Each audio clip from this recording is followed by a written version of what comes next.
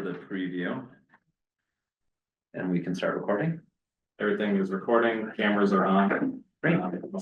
So we have a series of questions. We'll rotate in asking them. So I'll kick it off.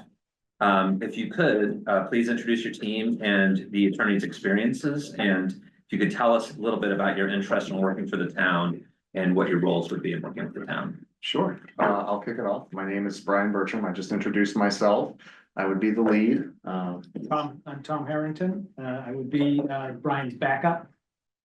But so I guess I'll start a little bit with the firm, although we've obviously given you a lot of written materials, and I sort of view these interviews as less about what I'm telling you and more about what you guys are asking me. But, you know, very briefly, we're really a mid-sized firm, I think is the best way to characterize us at this point.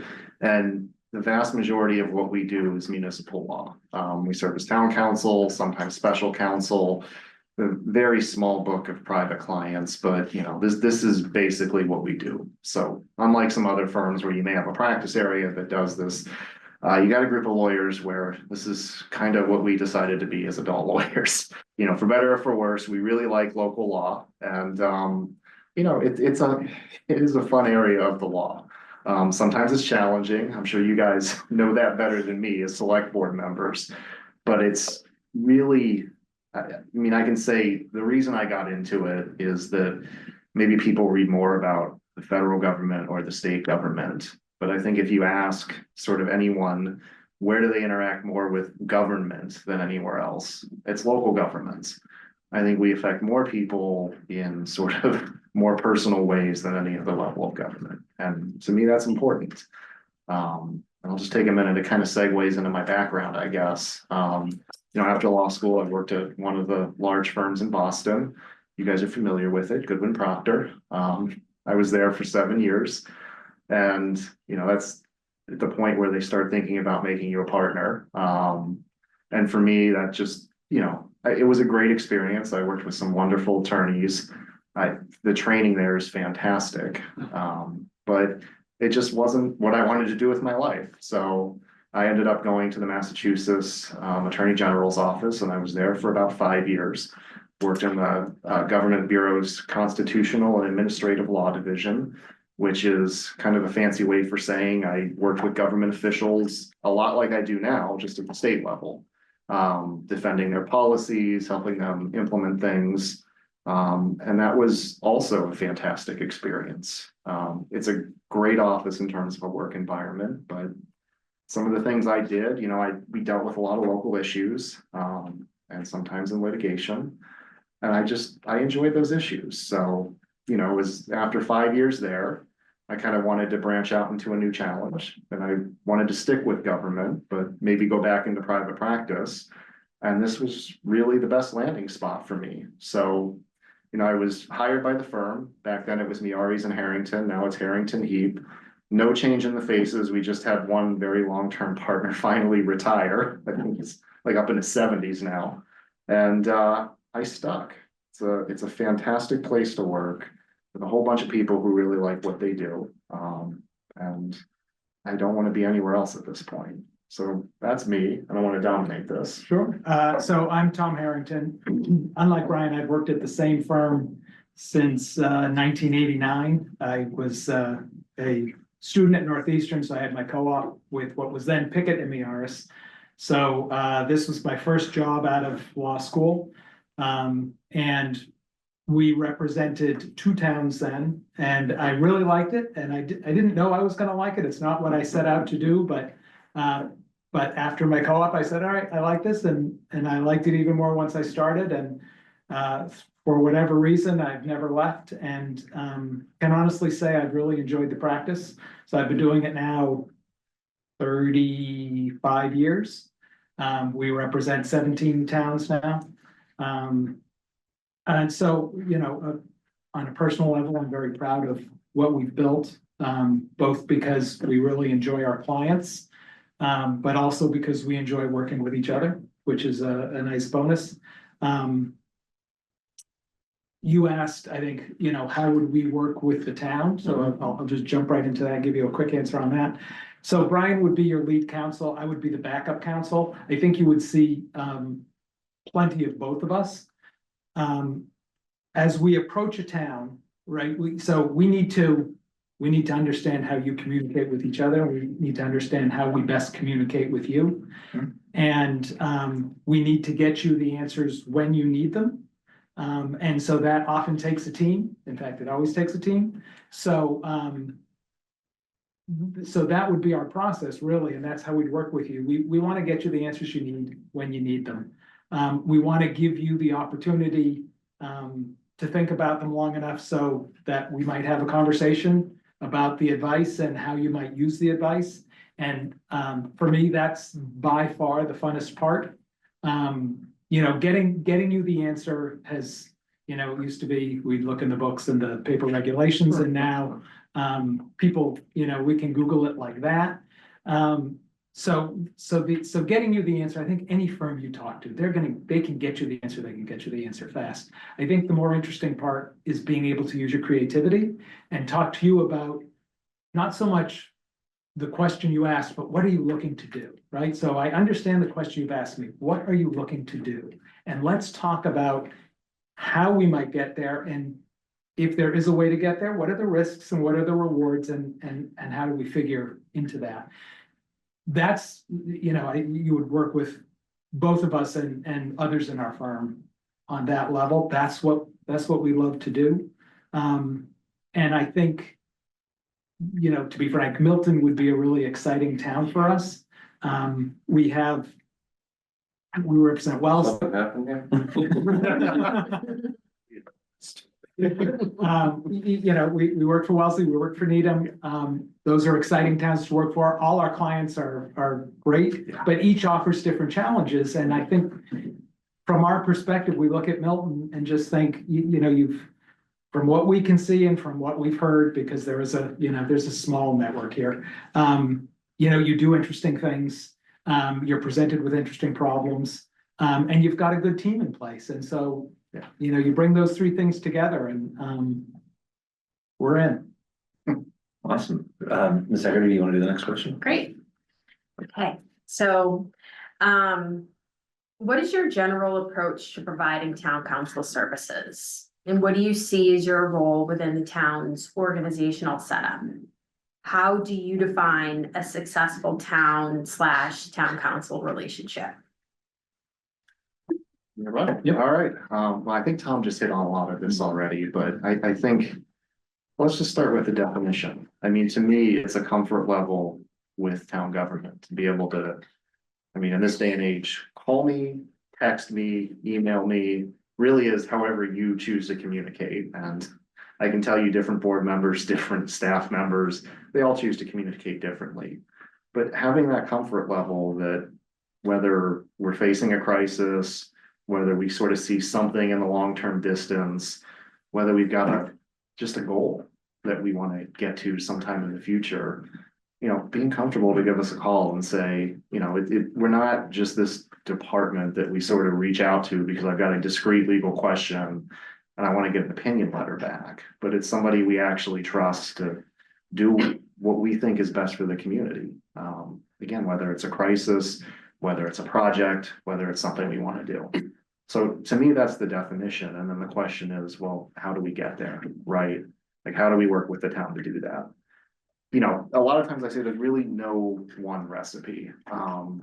Every town is different. I mean, and you in this game long enough, you realize that, you know, we all work under the same statutory framework and we all have the sort of same general set of rules, but it is really amazing how different towns can work. And so that's really our first task if we're hired as town council is we got to figure that out, because we're not coming in to change you. It's our job to adapt to you.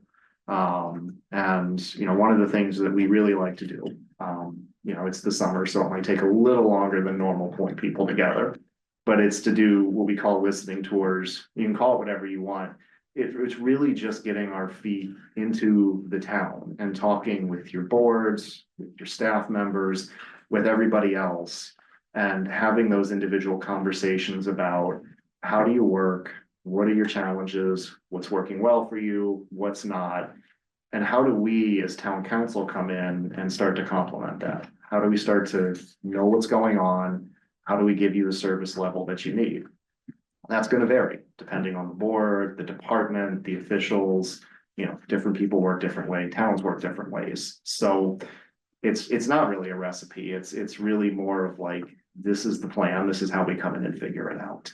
And then from there, it's really just taking that plan and then executing it in a way where we continue to increase that comfort level. I'm really fond of looking at government as sort of existing on two levels. Like there's formal processes that we have to follow, we must follow, there's statutory, there's bylaws, there's regulations. But in a lot of ways, town government isn't any different from any other large, complex organization. It's those sort of informal networks and relationships that you have with people. They're just as important as the formal processes. So, for example, if I'm coming in for a planning board meeting, one day of the week, I should be comfortable when I'm talking to people saying, hey, we were talking about this issue. I'm going to be in town already. Do you want to sit down and talk about it? And the great thing about that, I just had it happen the other week, actually, in one of my towns. Like I'm going, so that's why I'm saying planning board, right? I'm going in for a planning board meeting. That day I'm talking to the conservation agent and she's like, I have a question about this thing. And I'm like, well, we can have a call on the phone at 3, or, I should be to town hall by like 4:35. If you're still around, let's sit down and talk about it. She's like, great. So we talk about that issue and then I'm still waiting for the meeting. So then she's pulling things out of other things. Like now she's got me and we're talking about things that are coming down the pipe. Like that's kind of how it works, is having that, we follow all the policies, we follow the set procedures, which we have to follow. And then it's building out that informal sort of network of relationships between town council and not just me and Tom, but, many of our attorneys who are going to work, in different facets of government and really giving you that comfort level to talk to us, not on this sort of like, oh, I've emailed a legal request and I can do it, but on this, basis of, we're not just this outside vendor. We're not an IT vendor. We're not somebody that you just sort of like shoot the email off to and always get the answer. It's, let's go back to the role of an attorney, a counselor, if you will, somebody who's a little more embedded in the government and is a little more trusted. And that takes work on both sides, but, immediately up front, it takes a lot of work on our end. And, I'll say it takes a lot of non-billable work on our end. That listening tour is free. And there'll be a lot of other times when, I'll look at it and I'll be like, you guys probably don't want me to pay me to come down, and that's fine. I want to come down, I want to meet people, I want to shake hands. I want to actually know what you guys are trying to accomplish and what you're doing. So, anything to add to that? Yes, so I'll just give you a little different spin. He took my answer, which is fine. So to me, we have two clients, really. We have daytime government and we have nighttime government. So, and they have different needs, right? So Nick needs to get a letter out today. And it's 7 o'clock in the morning or 8 o'clock. Okay, so we're going to talk about that. We're going to get him the letter he needs, or we're going to work on his letter. He might have an HR matter that he needs to work on. He's running this place all day, every day. And like any corporation, he needs access to counsel, and counsel needs to do things. That's the daytime component of it. Then there's the nighttime government component where you're all meeting in, open session with the open meeting law and the public records law. And it's a different client, because while you're working together, you're just here, and I don't mean this board, but you're here once a week or once every other week or whatever it is. And you're thinking of, I ran for this because I wanted to accomplish this, and this is what I'm looking to do, and I just need to know how to do it.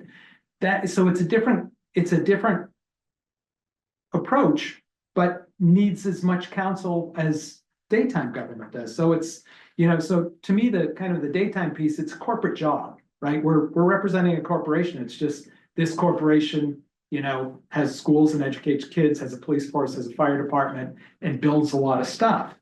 The nighttime government is different, but still needs the counsel, and oftentimes needs a lot of counsel because you come in and out.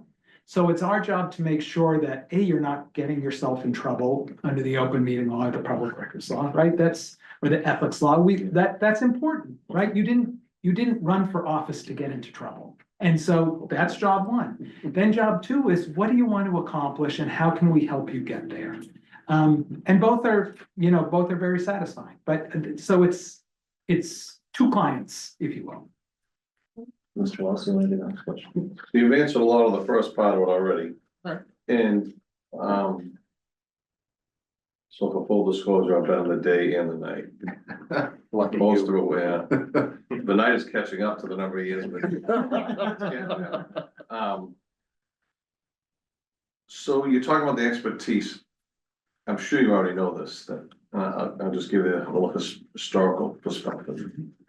I was a rookie cop in 1987 when they hired the common law firm. That's how long, when you talk about the relationship, and Yeah. the common law firm has been here since 1987. That's a long time. It's a very long time.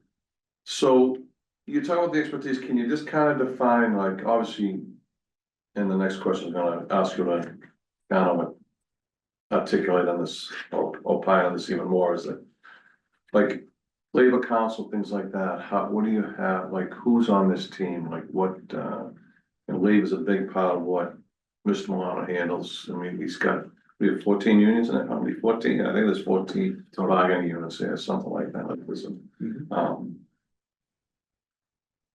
What is your staff made up of as far as expertise and background, like, besides the two of you, what do you have on staff? Sure. Yes. So I think we sent two of our labor lawyers to talk with Nick. That I was heard, Donna Brewer and Chris Brown.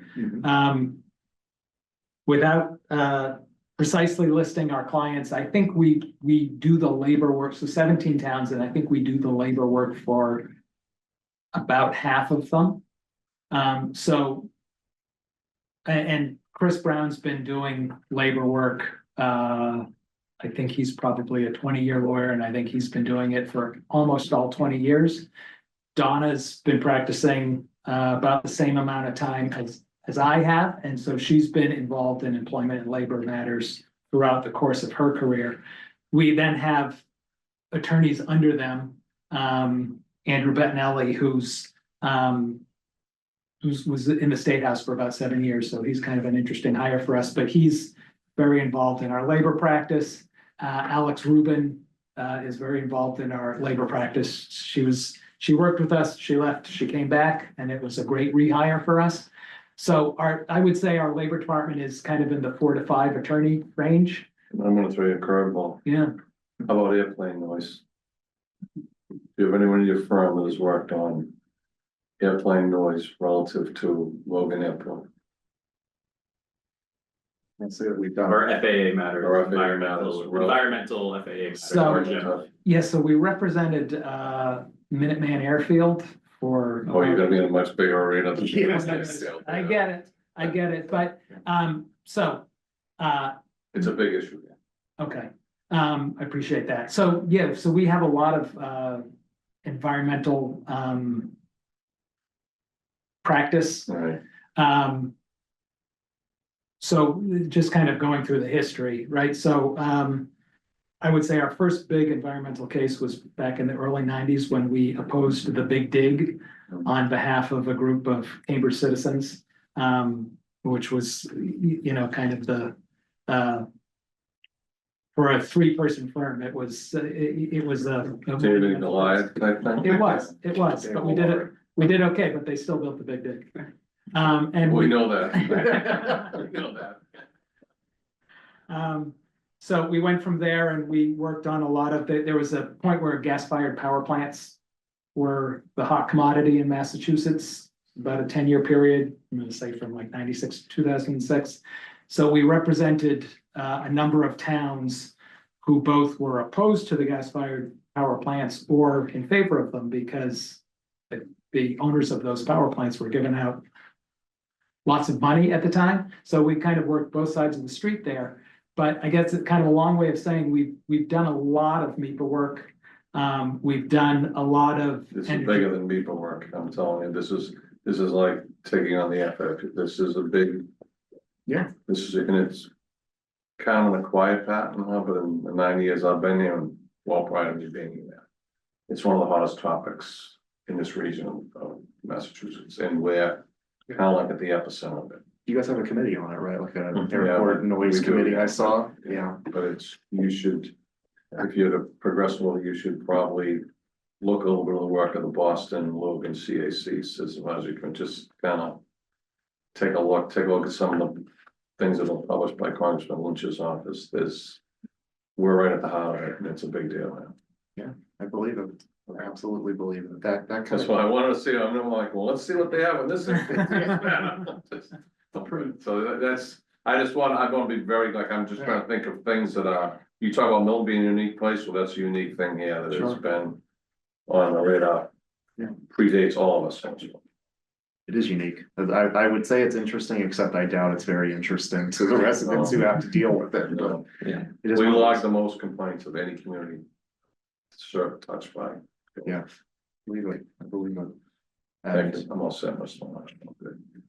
So, many of our ongoing issues and potential litigations have stemmed from land use related actions. Planning board, Board of Appeals, Conservation Commission.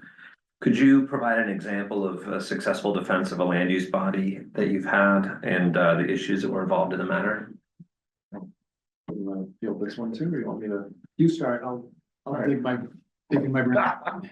Okay, we've done actually a whole bunch, and I think the person who was here at the last round of interviews when Tom was off on vacation, Chris Heep, was the chair of our land use practice, but I mean, we deal with all kinds, whether they're just sort of your more garden variety, zoning appeals. I've got, a couple right now about the uses of property going on in different towns, whether something is properly allowed as a commercial use or not. I've dealt with solar plants.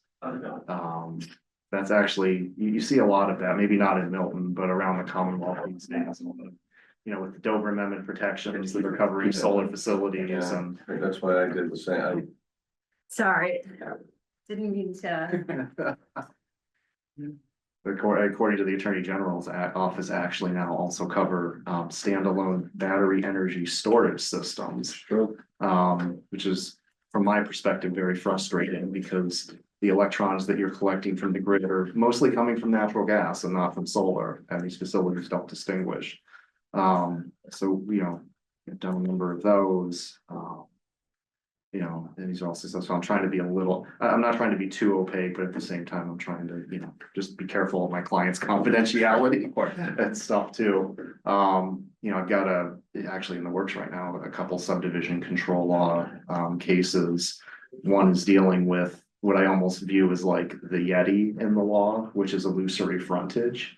We know that illusory frontage is a thing. Absent having a mountain on the frontage, making it illusory, the case law is kind of unclear about what actually allows a planning board to deny an A&R endorsement for that. But we're gonna mount a fight on that. It's important to the planning board. We deal with a lot of those things. And then, of course, I don't deal as much with them, but Chris is sort of like the grand master of like 40B developments and stuff like that, which we're all familiar with that law. You can hate me, actually. I have in the past as an assistant attorney general, represented the HAC, everybody's favorite state committee in litigation. So I've been on the other side of that. I tend to do less of it now, but I have a little bit of experience with that. And what am I missing, Tom? So, in Littleton, we've defended, more than one 40B decision. Yeah. In Norfolk, we're currently litigating a few 40B decisions. County or town? Town. Yeah. So it's interesting because some towns kind of generate more land use issues than others, and oftentimes it's so. Kind of the 128 towns, you get a lot of single lot stuff just because there's not a lot of big land left. So, we've done our share of either defending variances because the board granted it. Or when a variance is denied, defending it. on behalf of the board.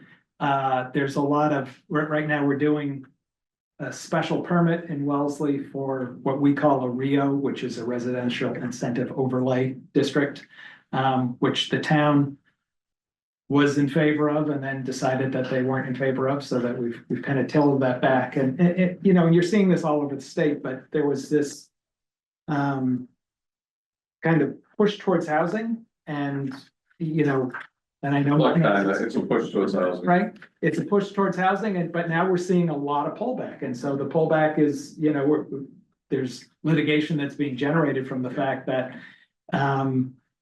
You know, developers came in, tried to get permits and thought the town was going to be amenable, and the town turned out was not amenable to it, so we find ourselves defending a few of those. You know, way back in the day, I defended the Lincoln Conservation Commission at the appeals court on a wetlands matter. And I believe it was the case that set forth the standard that a local bylaw can be more restrictive than the Wetlands Protection Act and enforceable. That's called Hobbs Brook versus Lincoln Conservation Commission. And I'm not thinking of any others right now. For the town of Weymouth, we opposed the redevelopment of the Air Force Base, right? Right, Tom. Yeah, exactly. And so that was a lot of work and an interesting case. But just kind of, they kind of ran out of steam at some point. That's, I'm gonna put a pin there. I'm not thinking of anything else right now. So Jake, can I just ask a quick follow-up to this? So there's a move currently flowing in Beacon Hill that two things dealing with ZBAs. One is to get rid of the de novo practice on appeals, to remove that, take it away. The second is to limit the ability of ZBAs on the time that they are allowed on hearings for both special permits and variances. As it is now, there's no limit on ZBA on how long a hearing takes. They want to limit to 150 days, and I think 100 on variances. Right. What's, can I just ask your thoughts on that, on both of those?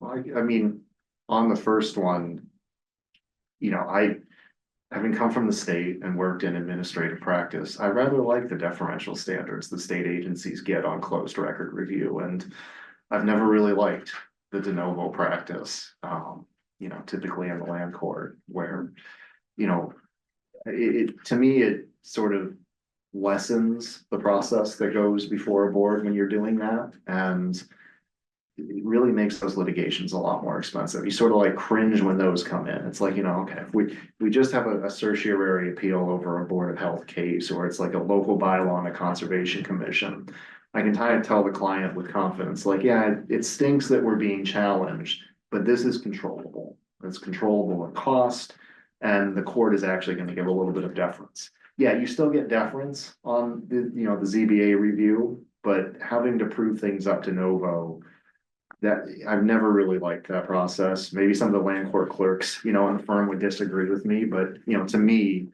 I would like to see our local boards have a little more control and a little more deference to, frankly, the people who have to live in the communities and may know a thing or two more than the land court judges, who I don't know that they're always comfortable telling the locals, you know, how they should think about that. The timing one, however, I mean, look, I get it. We don't want things to take forever. And that is all well and good. But I'm litigating, well, I've litigated a couple, I've got some before Mass DEP of these constructive approval cases where you don't hit that deadline. And it feels like, I mean, I would suspect that if they're gonna put a time limit on it, they're gonna model it after statutes, like whether it's conservation or Title V, where if you don't hit it, then it's constructively approved. We're gonna treat it that way. I mean, that's hard enough in like a Title V context where we're dealing with real nitrogen loading issues and environmental damage. I would worry if that were to become the case when it comes to land use. You know, again, I'm sympathetic to the idea that things can't take forever, although we've seen some land use projects, maybe they should take forever. I mean, honestly, a lot of times you get these applications and they're, you know, they're complete, I guess. But, you know, we're just starting a lengthy process of working through abutter concerns and everything else. That one, I guess, worries me a lot more than the other one. But, you know, I had worries about ADUs and MBTA communities too, and they're not soliciting my feedback on this stuff, so. Probably not questions you'd like gonna get here tonight. No, but it's fun. I get like a little bit of my pedestal on my soapbox and I can start, you know. Almost so, Mr. Chairman. Thank Could I you. just offer a? Oh, quick answer sure. to that? So- Yeah. So it goes to training. Yeah. So,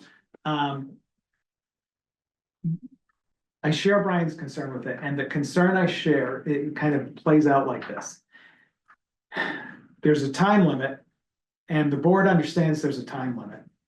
But boards are inherently, I think, Yeah. nice, right? And they try to be pleasant to whoever's coming before them. So developer comes in, here's my application. Okay, you're missing this, this, and this. Really, the answer is, we're not gonna start this until Right. you complete your application. But it doesn't always work that way. And sometimes it's like, okay, we'll start the process and we'll get going, and then you'll give us that stuff next week or at the next hearing. And the next hearing comes around and you still didn't get it. And so the board is starting to get in a little bit of an uncomfortable situation. Because they know their clock is ticking. Right. And so they're going to have to get tough at some point. And so I'll pivot to training. Whether there's that time limit or not, and I worry a little bit about the time limit in the land use perspective. What we need to do is make sure that our boards understand kind of the rules of the road, the calendar that's before them, and what's an appropriate response as they go along. Because kind of the last thing you want to get is the call. We just realized that the hearing was supposed to close last night and we didn't close it. And now he's saying he's not going to give us anything else, right? So we don't want to be in that situation. Thank you. You want to go with the next one? Sure. What is your process for explaining complicated legal issues to non-attorneys, i.e. board committee members, town meeting members, etc.? Well, I can explain my process. Yours is probably pretty similar. I always like to start when I explain this, though, as I do think there's a difference between written communication and oral communication. So, oral communication is pretty easy. We're all used to having conversations. I like to think I don't always talk like an attorney. As a matter of fact, I try not to talk like an attorney, and I certainly don't talk like I write as an attorney. So, when you're explaining things, particularly on town meeting floor, or to large audiences, or even during a select board meeting, I think you do have to keep in mind the audience, right? So if, for example, this was a larger select board meeting and, we had people in the back, Come you on all, for now, we can come in the next room. yeah, I mean, you may all have all the background stuff and all of that, but I think the first thing is just knowing the audience, and you may need to explain things in a little bit more detail so that the folks who are watching, the other folks who are consuming it, not just strictly the client board, because at the end of the day, the entire town is our client, that they understand what's going on. And when one speaks, to me, it's no different than anything else I do in a court. Try to keep your sentences fairly short, try not to speak too quickly, try to pause, solicit feedback, make sure people are understanding it. I always tell people, if you have a question, I would much rather you stop me and ask the question in the moment. A, because I don't want you distracted by that question during the rest of the presentation or wondering, what's going on. And B, there's usually like 5 other people in the room who have the same question. I don't necessarily want to be a presenter in most instances. I want to actually have a conversation. I'm not always right. And even more to the point, this is a two-way street. Yeah, I know things about the law. You guys know things about Milton. And even if I'm explaining a legal issue, there is value to having that back and forth. so that you can explain to me, well, this is what we're trying to accomplish, and this is what's important to us. Because a lot of times in the law, when you're having that conversation, there's different ways you can go about tackling a problem. And I may sort of have a view about how we do it at the outset, but if we don't have that back and forth, we may end up, not quite getting to where we want. And part of that is just understanding it. Written communications, don't write like a lawyer is the easiest answer to that. I mean, I can tell you that my written legal opinion letters, my written communications, probably look a lot more like back from when I went to business school before law school. Lots of bullet points, lots of white space. Most non-lawyers don't understand, much less care about legal citation. So, to the extent I have to put it into something, it's usually dropped down in a footnote or, buried there so that it's not breaking up the flow for a non-lawyer. And I just, I try to write in plain English. You always think of the example of, a police officer testifying, I exited the vehicle.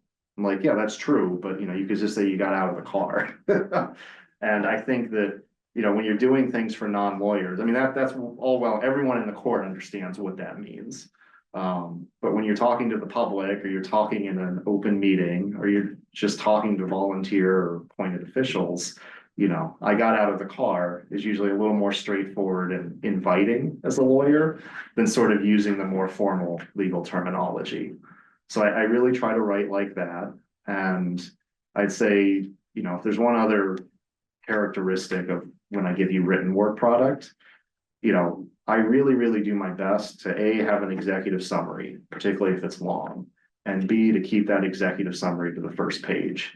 The idea being is that if you've had a really busy day in like your real day job and you're coming into your night meeting, you haven't really had time to read any of it, you can rip that first page off and there's going to be like 5 bullet points in the executive summary. And you can quickly, sort of get up to speed with what you need for the meeting. And then if you need to, you can go back and read the meat of it afterwards. But that's, to me, that's the proper way to sort of present these concepts that are a little more in depth. And, to give it to you in a way that's both consumable and sort of supports your function. And frankly, what is underappreciated by the public is almost a second full-time job. Mr. Wolf, you want to do question 6? You almost answered almost, I only have one question left. So I think you kind of answered this a little bit. Town council is often called upon to provide opinions in a public setting, and you may not be able to assert the attorney-client privilege. Doing so would negatively impact your ability of the committee members and town meeting to engage and debate on the issue of how we have navigated issues like this in the past. Well, I can start, and then I'll turn it over to Tom, because I think this is one where having both of our perspectives is useful, because there's so many different issues, and I don't really know that there's necessarily a roadmap to doing this all the time. I can tell you that, having started in the private sector, this was like the most jarring thing ever when you come into government service as an attorney is, okay, I have to give my opinion, and sometimes it is going to be public. I think the starting point is that, when I talk to staff, that is attorney-client privilege. So preparation is probably sort of the first thing to dealing with any of these issues. Preparation and homework, frankly. Because if we know we're going to have an issue that's going to be public, or where this opinion needs to be public, I, as an attorney, need to understand exactly how the town feels about it, sort of where our weak points are, how we want to present it, and how we want to present it, both as a matter of the legal aspect of it. I really, really want to be careful if we have a threat of litigation, for example, saying something I'm going to read and like the introduction of the court filing on the other side. We try to avoid that. And also understanding how is this going to be perceived by the public? How do we present it in a way that they understand it, that sort of protects our decision making, but make sure that it's fully transparent. So you need that sort of homework with town staff. And oftentimes, if it's going to be in the context of an open meeting and not just a written word product, that's where you have to spend time with the chair of whatever board, committee, anybody else, because, you know, they're gonna have thoughts, they're gonna understand probably better than anybody else in town, how the public's gonna react to it, how the meeting is gonna go, how they want, you know, I assume that I'm making an appearance if this is happening, how and where they want me to weigh in, how they want me to support that message. And, you know, that preparation is in thinking about, how do we deliver the message? Is there gonna be something in writing after we deliver the message, say, in a meeting, or that opinion in a meeting? How do we manage the meeting? Is there gonna be public comment before it? Are we gonna hear all of this? Are people gonna comment on it afterwards?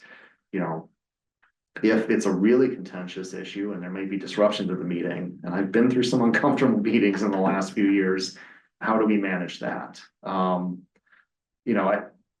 Beyond that, I don't know that there's any hard and fast rule other than to just, you know, sort of treat the message itself, kind of like, I mean, going back to Goodwin Proctor, there's this, you know, old, you know, the stereotypical corner office partner who had been doing it for years and years and years. And probably one of the best pieces of advice I've ever gotten as a lawyer. You know, he just told me, you have to treat every word you say and write like a ballistic missile. You never know where it's gonna land, and you never know where the fallout is gonna be. And, you know, that again is the homework. You have to be really, really careful about thinking how you're gonna say it, sort of taking that time to actually just sit down in your own office. Is what I'm saying this way going to be misperceived? Am I saying it the wrong way? Am I gonna confuse people? Is it gonna cause us a lot more issues?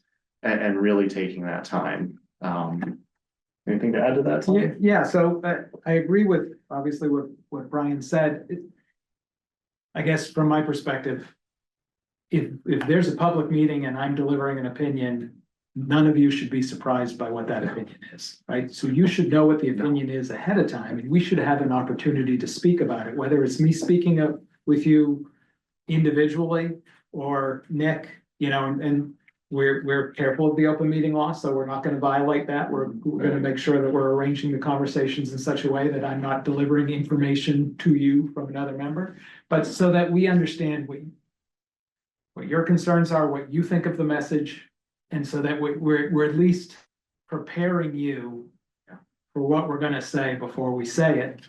And having the conversation, do we wanna say it now? Do we wanna say it later? How do we wanna say it? These are all, right, we're your mouthpiece, for lack of a better, but it's your message, and we need to deliver it with your instruction. With my towns, I often have conversations with one select board member or another, often at the suggestion of the town administrator, to say, why don't you give Joe a call?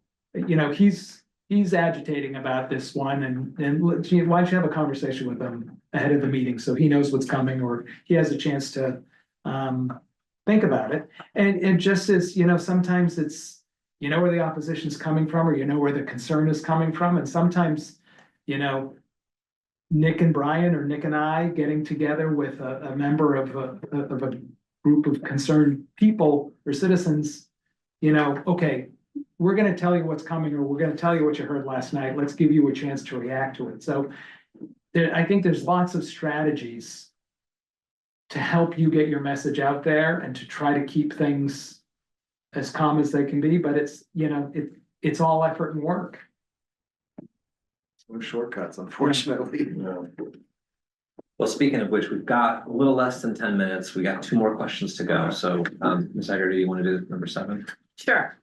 Can you tell us about a time when you initially gave advice, but later determined that a different approach on the issue was actually warranted? How did you communicate that to your client and address the issue?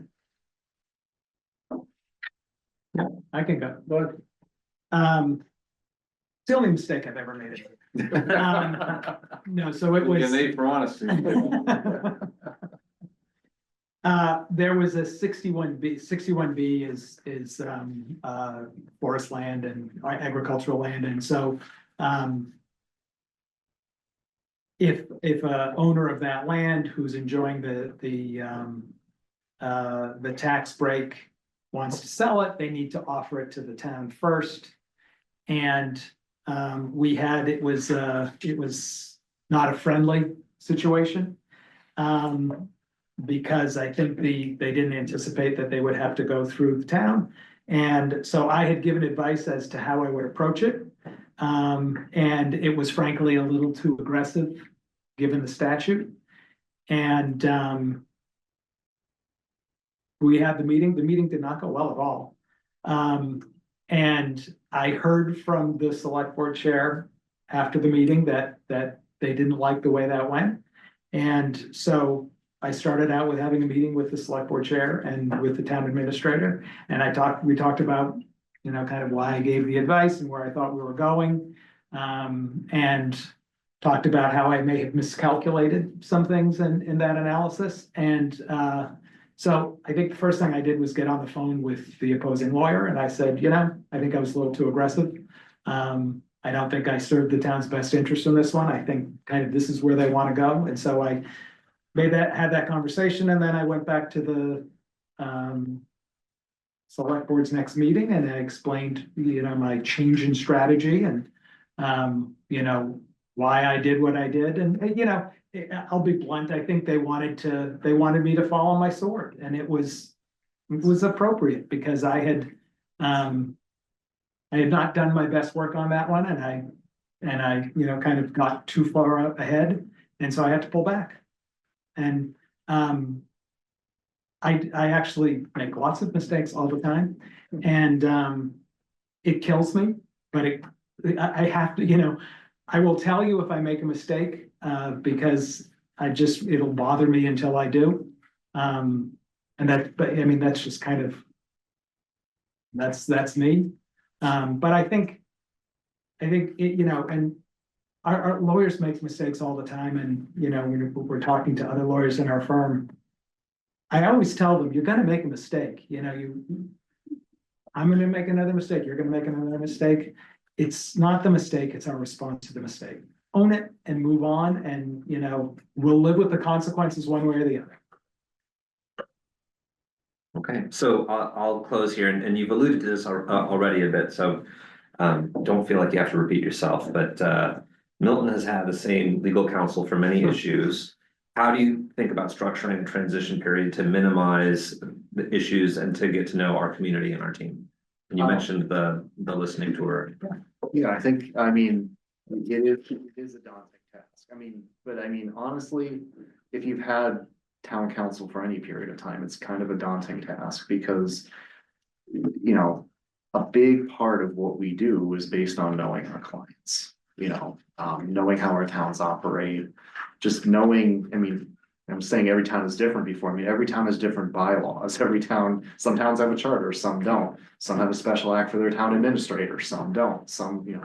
There's a panoply of different committees and boards and everything else. So, it really does take time and investment up front. And, I did get a chance to explain a lot of that. And I think that is really one of the most important things, is just being present early on. Like I said, it's the summer, so I understand people are on vacations. It'll take a little more time to meet with people, but we really would, if you appoint us, want to prioritize into the end of summer and early fall, getting ourselves out here, meeting staff, meeting officials, sort of understanding how the town operates, how the town works, and what the current portfolio of legal issues is. I imagine it's usually the case that there's probably some litigations that it makes sense for your prior counsel to keep. I don't want to charge you to get up to speed on some multi-year litigation unless you really want me to do it. It just doesn't make sense, and they can handle that. And so sort of early on, you have that conversation with prior town council as well. The great thing about the municipal bar is that we're all pretty close, so that's usually not a challenge at all. It's, people change clients, we all understand, we all work together, we all go to the same conference in the fall for MMLA and stuff like that. We know each other, so I imagine that'll work out fine. And, there will probably be issues that pop up from time to time that, we may have to reach out to them in a year or 2 years, just because, you don't always catch everything in the transition. So that's a big piece of it. And, you know, I would say that the transition is probably never, you know, sort of really complete and solidified ever until you get through that first annual town meeting. Because there is no better way to learn about a town, what it does or how it operates, than going through the town meeting process.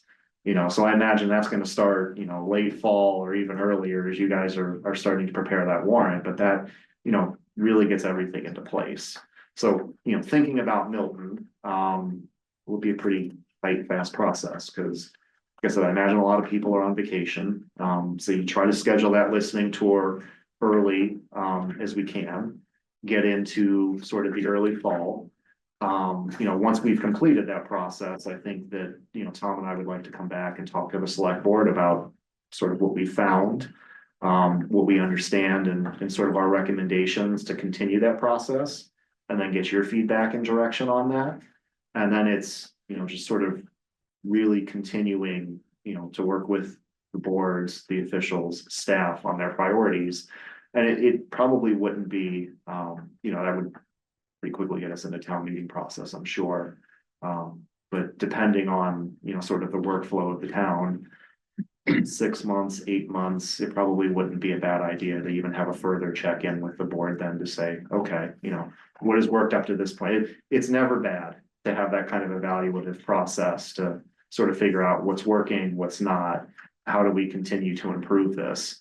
I mean, there's always room to improve, but I think that, you know, probably that first, you know, given that we're starting at the end of like 9 months, getting through the next town meeting, it's gonna be a lot of work. And it's gonna be a lot of time spent in the town, not just on the phone or by email, but in the town, talking to people, shaking hands, seeing how you work. You know, unfortunately, you know, outside of like rush hour, you guys aren't that far away. You know, our office is in Wellesley, so outside of the, you know, that rush, it's actually pretty close. Yeah, have anything you want to add to that? Yeah, I would just add, just so you know, so for, when we say the listening tour, I'll use the CONSCOM as an example. We need to understand, first of all, the issues they're facing, but we also need to make sure that we understand that they know what regs they're applying, state regs, local regs, state act, local bylaw, you know your calendar, right? So that we're not kind of stumbling into decisions that we didn't want to issue or anything. So it's really making sure they're getting the training they need to do the job that they were appointed to do. And then it's hearing, okay, what are you dealing with? What are you struggling with? How can we help you? So those are the conversations we want to have with all your permanent boards. And then we bring back that information to you and we'll have a strategy. Okay, you know, here's what we see, here's where we think we could find some improvement. These boards seem to be running great. And it's a similar thing with your daytime government, you know. What do they have everything they need? Do they understand kind of each step they're supposed to take? If they don't, how can we help them get there? You know, and then through Nick and the board, what we're seeing and how we think we can improve them and how we plug into all that. Great. Well, Brian, Tom, thank you both very much for your time. Thank you Appreciate for it having very us. much. I'll take a motion to adjourn. A second. All right, all in favor? Aye. Aye.